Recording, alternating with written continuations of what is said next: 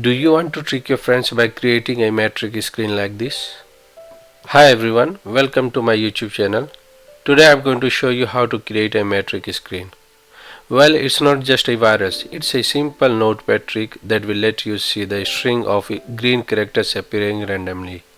It has nothing to do with your computer, registry, batch or important applications. However, you can use this trick to scare your friends because the screen looks like a virus is affected your system. So let's begin. So first thing, we have to open Notepad and you can type this code in Notepad. Then you have to save it in .bat file type. Then you have to click save.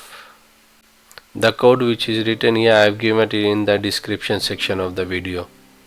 This is the file.